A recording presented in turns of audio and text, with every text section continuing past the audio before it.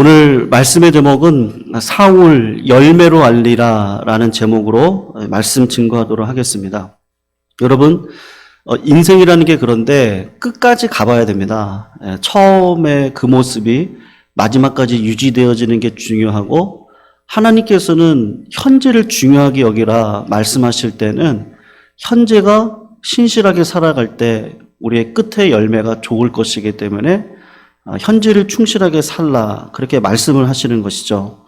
그래서 아무리 세상에서 성공하고 부자로 살아도 마지막에 망하고 거지가 되어서 만약에 그분이 자살을 하셨다고 한다면, 그러면 그분의 인생의 과정이 어떠하든지 간에 결국은 자살로 마무리하는 인생이기에 참 우리가 많은 안타까움을 토로할 수밖에 없을 겁니다. 그런데 반대로 처음에는 고난과 역경 속에 있는 것 같은데, 처음에는 참 힘들고 어려운 것 같은데, 인생의 끝에 가서 보니까 그분의 관계도 그렇고, 그분의 삶도 그렇고, 그분의 물질도 그렇고, 모든 것들이 다 명예롭게 되어졌다면 그 사람의 인생은 성공한 사람이다, 우리가 그렇게 결론을 내릴 수 있을 겁니다. 누가복음 16장을 보면은 부자와 거지 나사로에 대한 이야기가 나오죠. 부자는 자색 옷을 입고 고운 베옷을 입고 날마다 호화롭게 즐겼습니다. 그런데 거지 나사로는 어떻게 했습니까?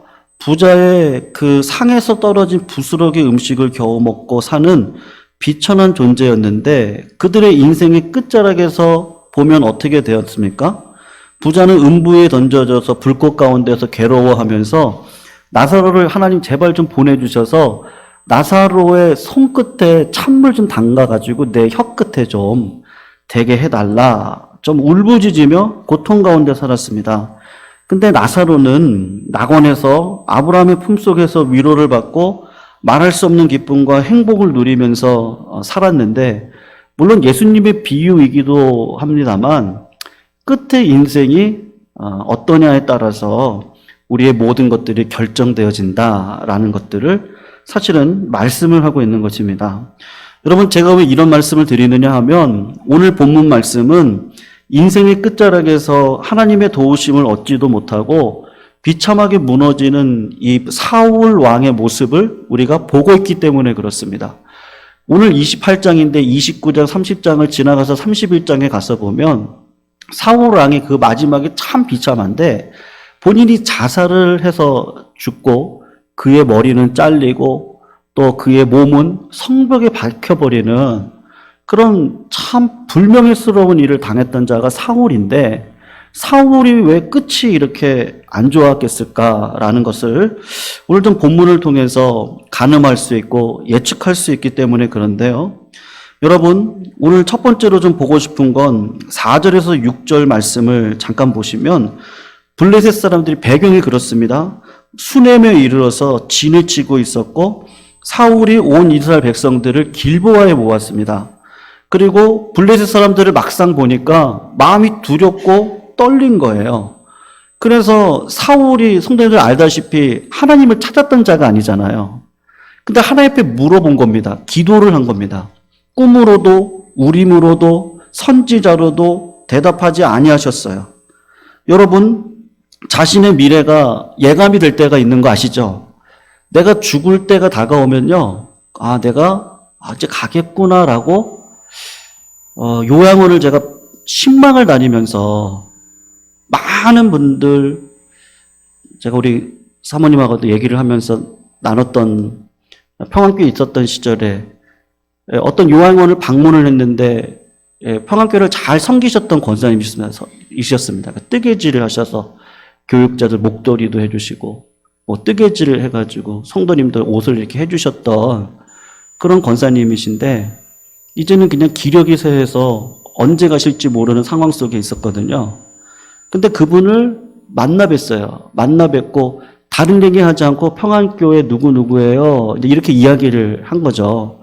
그러고선 돌아왔는데 전화가 왔습니다. 돌아오는 길에 어머니께서 음식을 한 번도 드시지 않으셨는데, 그러니까 이거 식음을 전폐하신 거죠. 드실 수가 없는 상황이었는데, 그런데 딸한테 죽을 좀 끓여달라고. 그래서 죽을 다 드시고 그리고 돌아가셨다. 그렇게 우리가 돌아간 날 그날 저녁에 연락이 와서 다음날 또 내려갔습니다. 다음날 내려가서 장례를 이렇게 치렀는데, 성도님, 사람이 내가 언제 죽을지, 가야겠다, 그런 마음이 든다 그래요. 내가 이제는 하나님 앞에 가야겠다. 그리고 하나님이 나를 부르시는구나, 그런 마음이 온다고 그러시는데, 사울 왕도 똑같은 겁니다. 모든 상황 속에서 이제는 어떻게 할지도 모르겠고 인생의 마지막까지 온 것 같은데 뭔가 심판이 임할 것 같은데 두렵고 떨려서 하나님 앞에 물어보니까 하나님이 대답을 하시지 않는 겁니다. 여러분, 사람이 죽느냐 사느냐, 이 중대한 문제, 이 결정적일 때가 있거든요. 그때 하나님이 도와주셔야 되지 않겠습니까? 하나님이 음성을 들려주셔야 되고 하나님의 뜻을 발견해야 되지 않겠습니까? 우리가 예배를 드리는 것도, 기도를 하는 것도 아무리 힘들고 어려워도 주님 앞에 나와서 부르짖는 이유도 환경이 힘들고 어려운데 하나님께서 분명히 주시는 음성이 있잖아요.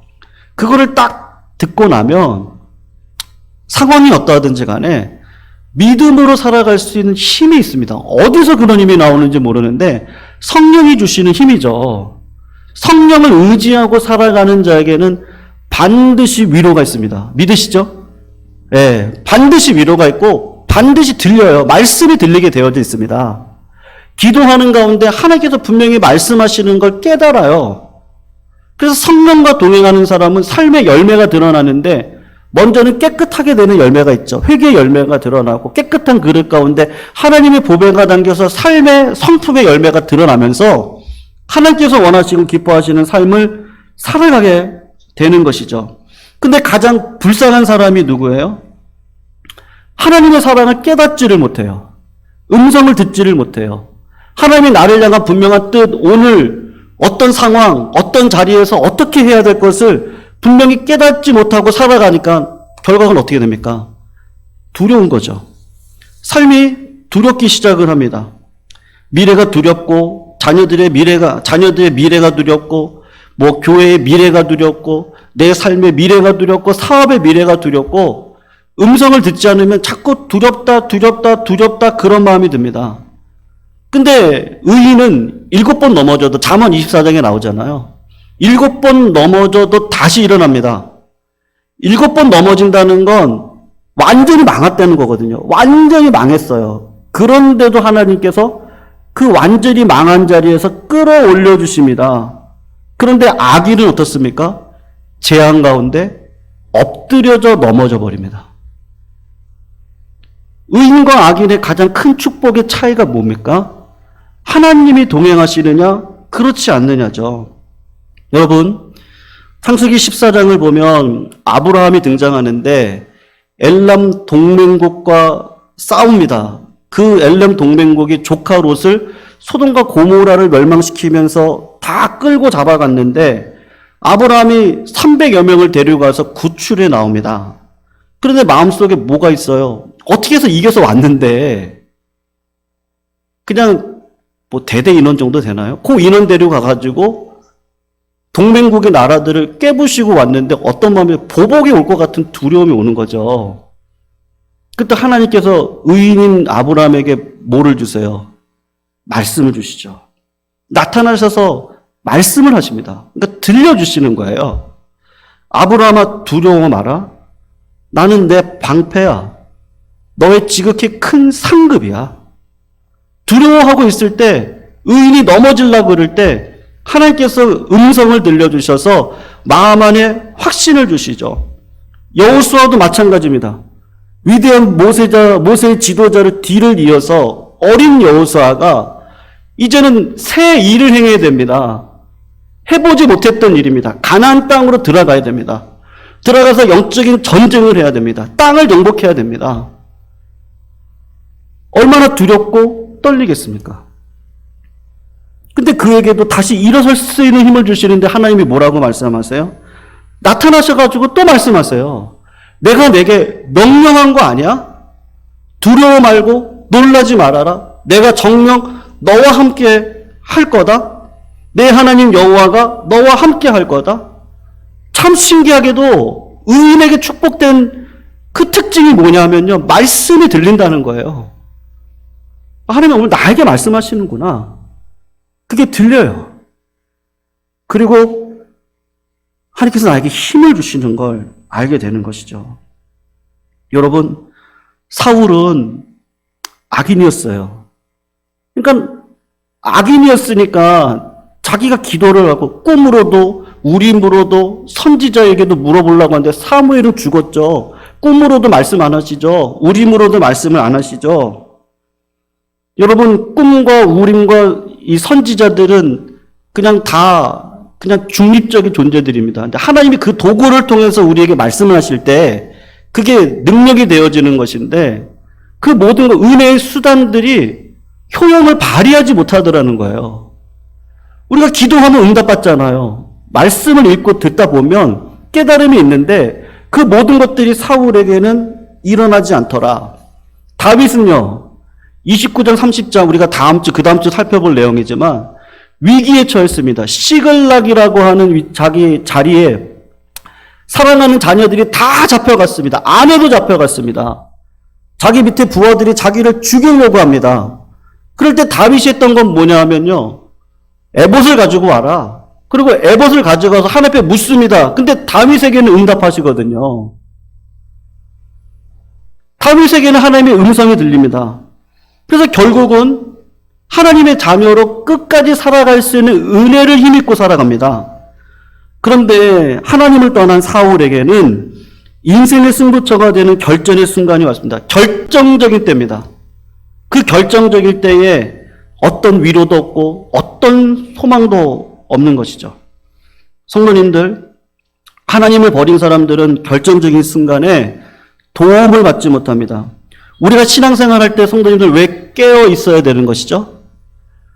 보험도 그렇잖아요. 보험도 어떻게 해요? 매월 이렇게 불입을 하지 않으면 어떻게 됩니까? 보험이 깨지잖아요. 그러니까 하나님과의 그 언약의 관계도 마찬가지입니다. 항상 기뻐하고 쉬지 말고 기도하고 범사에 감사하면서 항상 깨어서 주님을 바라보는 하루하루의 삶을 살아가지 않으면 결정적일 때에 하나님의 도우심을 얻을 수 없는 겁니다. 저는 우리 예광의 모든 성도님들께서 우리 인생에 어려움들이 있지 않습니까? 자녀를 위한 기도 제목도 있고 갑자기 예기치 않은 병마가 찾아와서 우리 어르신들 어려운 가운데 계시고 또 수많은 문제들 속에서 우리가 다윗처럼 도우신 가운데 또다시 일어서고 또 일어서서 하나님께서 부르시는 그날까지 천국을 경험하고 살아가시는 그런 믿음의 종들이 다 되시기를 주님의 이름으로 축원을 합니다. 여러분, 사울은 그러니까 신앙의 기준이 뭐였어요? 결국은요, 제가 보니까 자기 유익이었습니다. 7절에서 10절을 성도님들 잠깐 보세요. 우리 보시면 사울이 그의 신하들에게 이르되 나를 위하여 신접한 여인을 찾아라.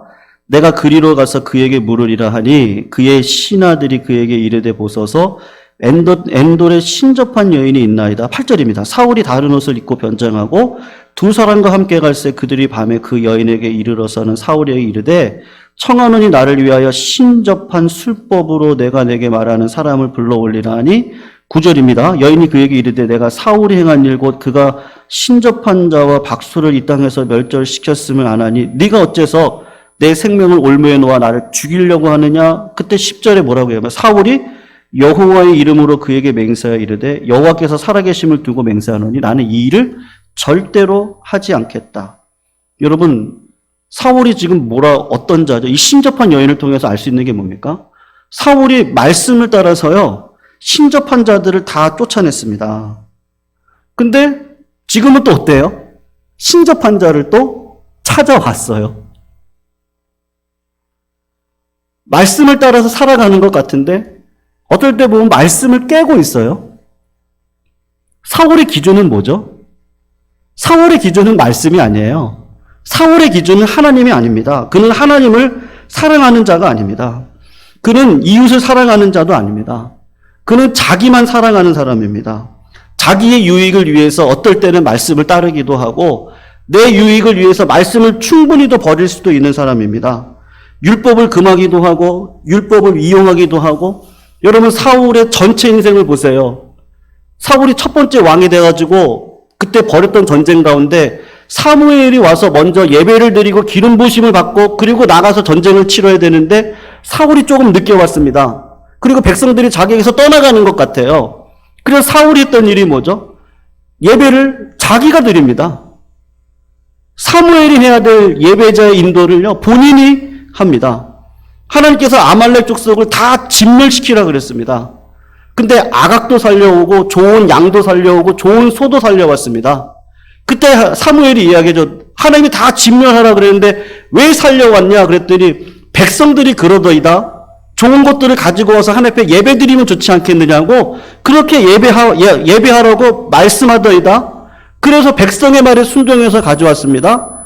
그렇게 이야기를 했습니다. 높당의 제사장들 85명을요. 제사장 기름 부으심 받은 자를 결국은 누가 죽인 겁니까? 85명을. 다윗의 편에 섰다고 제사장들을 결국은 사울이 도액이라는 사람을 통해서 죽였습니다. 인생의 원칙이 없습니다. 나의 유익을 따라서 사람을 죽이기도 하고 살리기도 하고 자기의 유익을 따라서 말씀에 순종하기도 하고 불순종하기도 하고 여러분 결국은 열매로 알잖아요. 근데 그 열매는 매일의 삶 속에서 예측할 수 있죠. 10년 뒤에 성도님들의 모습이 어떻겠습니까? 10년 뒤에 우리 교회가 어떨까요? 지금의 모습을 보면 압니다.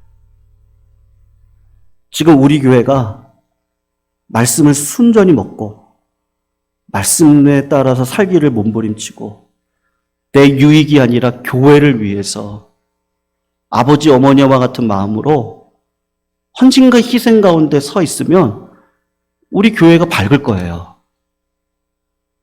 근데 지금 우리 모습이 은혜롭지가 않아요. 불화가 있고 싸우고 그러면 교회는 10년 뒤 뻔한 거죠. 10년도 안 갈 겁니다.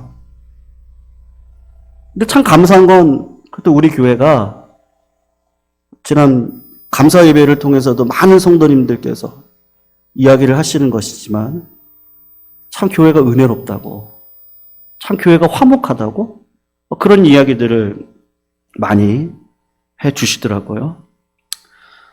성도님들 결국은 내 유익을 위해서 살아가는 사람의 특징이 오늘 본문 가운데 드러나는데 결국은 동역자가 없게 됩니다. 그러니까 어떤 동역자냐면요. 진정한 동역자인데 브레이크를 걸어줄 만한 사람이 옆에 없게 됩니다. 사울의 인생의 가장 큰 특징, 인생의 막판에 사울을 위해서 왕이요. 이렇게 가다가 죽습니다.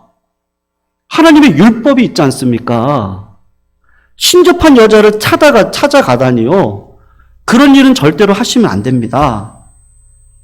이것은 하나님이 싫어하는 거고 망령된 짓입니다. 그래서 신접한 자 쫓아내시지 않았습니까? 그렇게 말해줄 사람이 있었으면 좋겠는데 오히려 그 신하들이 뭐라 그럽니까?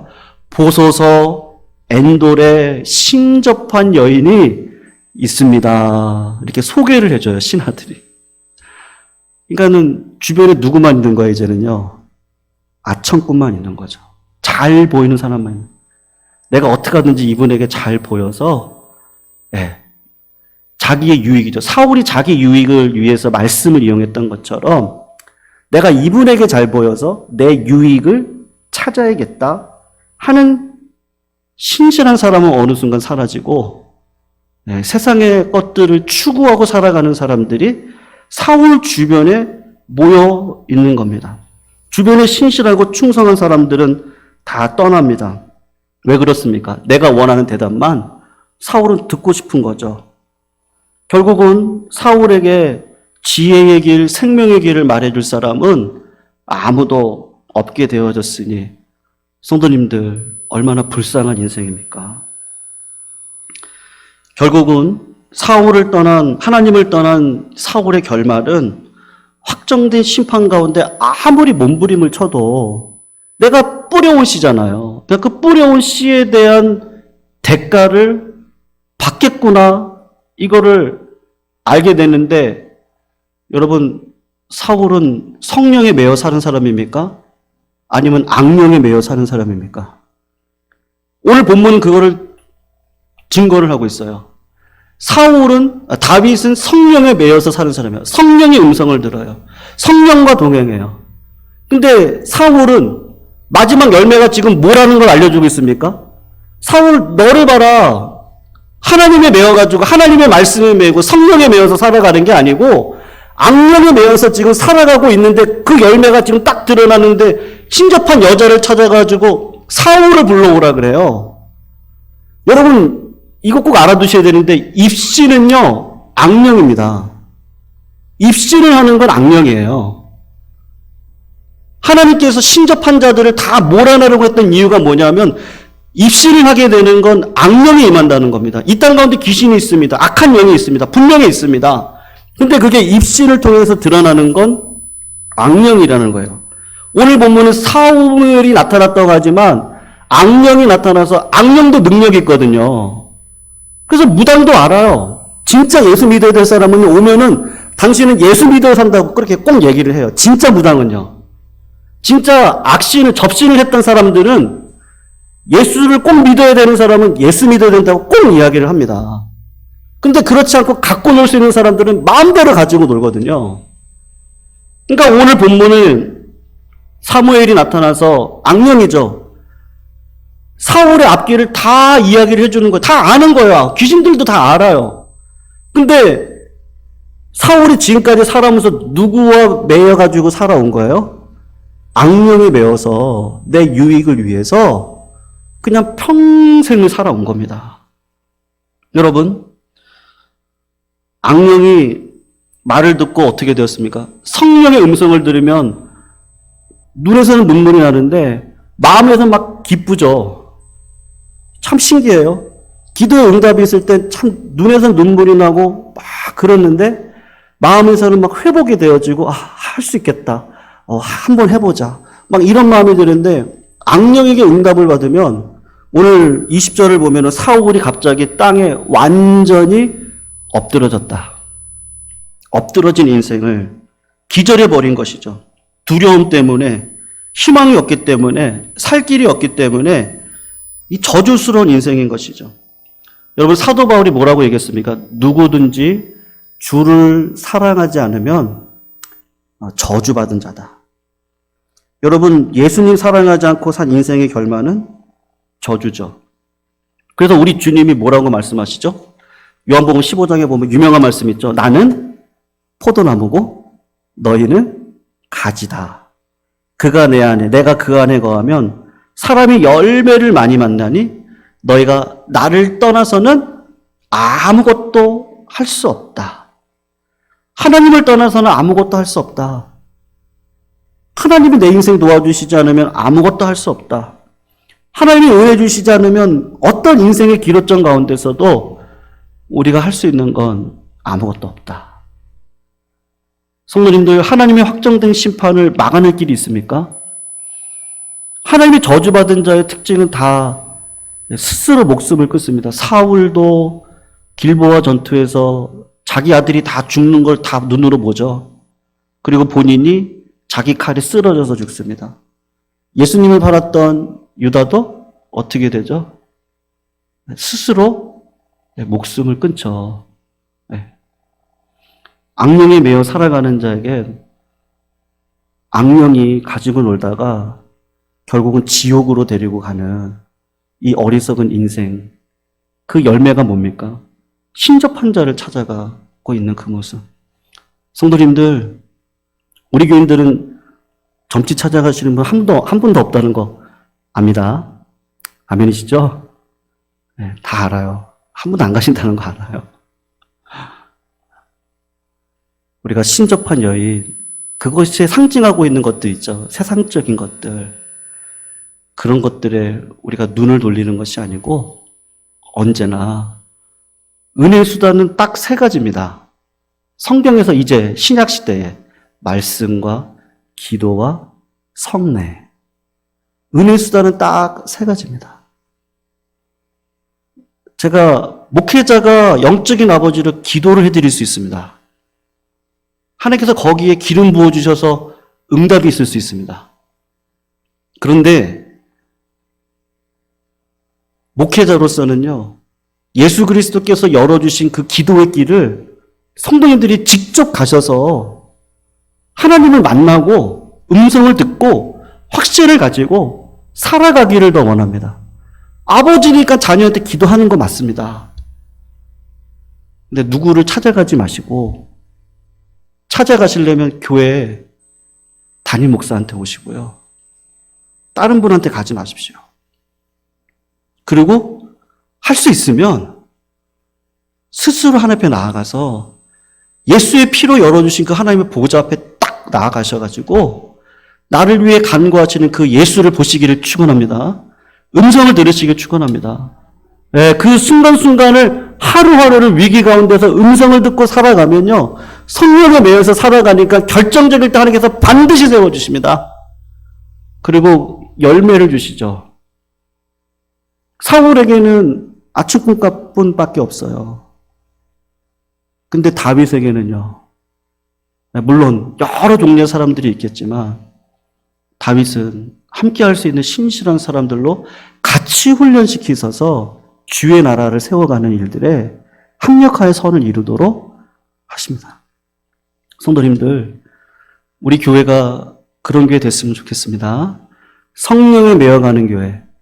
우리 예방교회가 도심 속의 기도원 같은 교회, 누구든지 와서 하나님 앞에 기도하고 부르짖으면 응답의 역사가 있는 이 자리, 그리고 하나님을 만나는 자리, 그리고 우리 교회가 정말 깨끗한 그릇이 되어져서 10년, 20년이 아니라 100년, 200년 하나님이 쓰시기에 합당한 교회로 하나님 만들어주셔서 쓰임 받을 수 있도록 성도님들, 우리 뿌리와 같은 우리 어르신 성도님들 오늘도 그러한 사명이 우리 가운데 있는 줄 아시고 아버지 어머니처럼 눈물로 기도해 주시면 사랑하는 자녀들 돌아와 부모님의 그 신앙을 본받아 다음 세대를 든든하게 세워갈 줄로 믿습니다.